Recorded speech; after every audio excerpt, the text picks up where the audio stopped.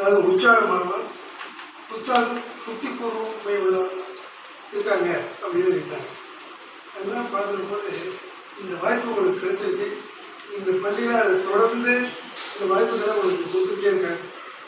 அவங்க சிலைக்காவே யார் வந்தாலும் யாருமே உங்களுக்கு தொடர்பு கொண்டு உங்களுக்கு நல்லவர்களெல்லாம் பேச வைக்கணும்.